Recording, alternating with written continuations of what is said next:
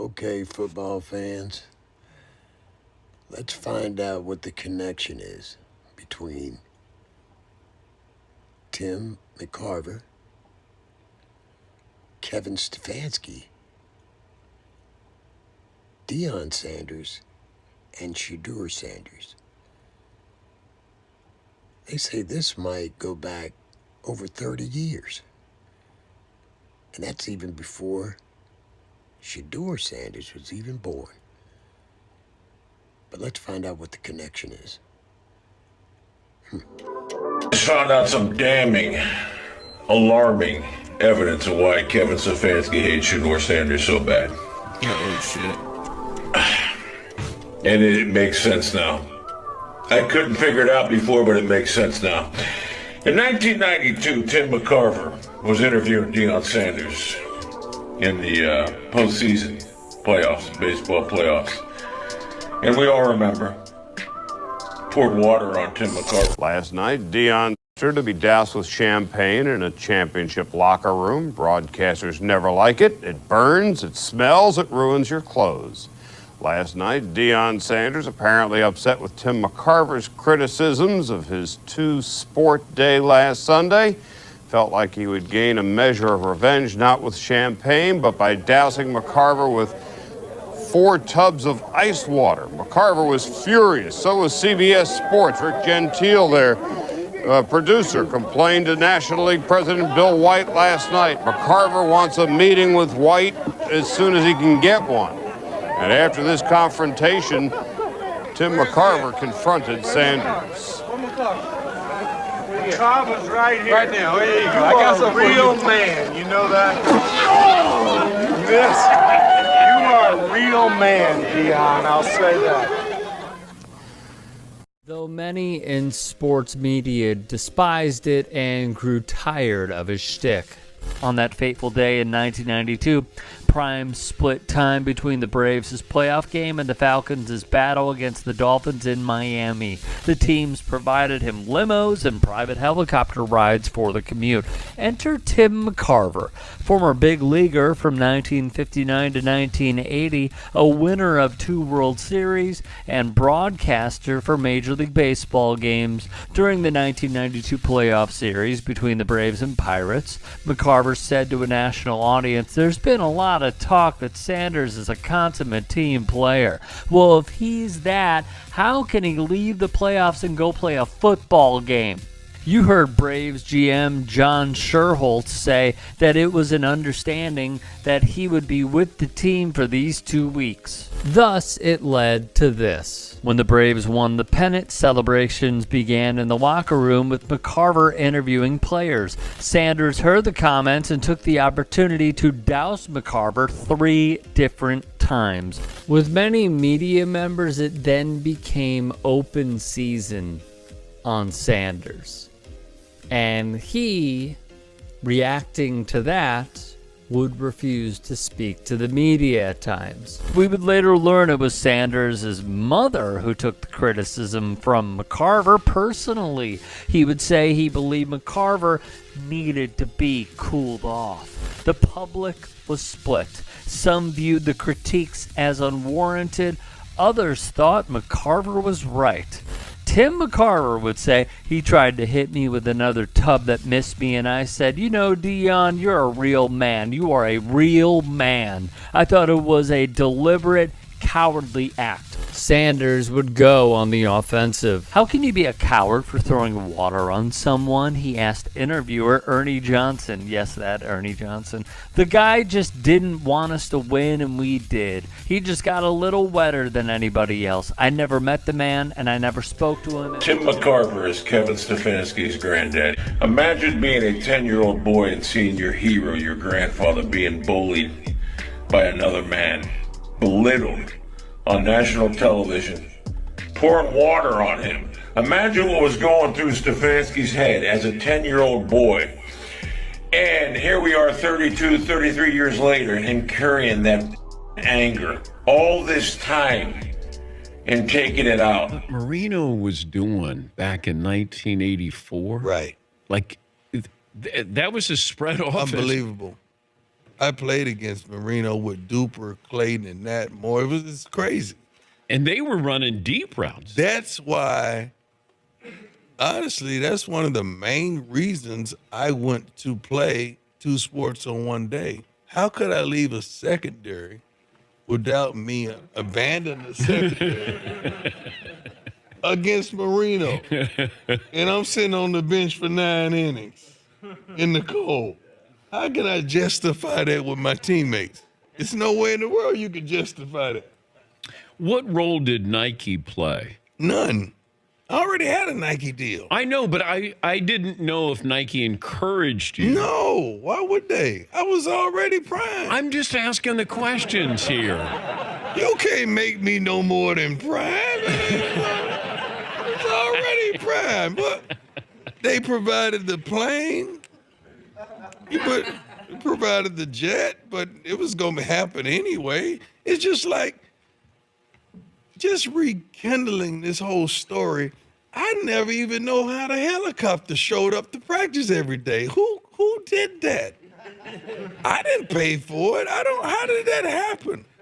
I think I was just talking in the media one day. It's like, 85, anybody from Atlanta, 85 is packed. Especially in those hours. Yeah. And I had to go from football practice to the baseball game. How do I do that?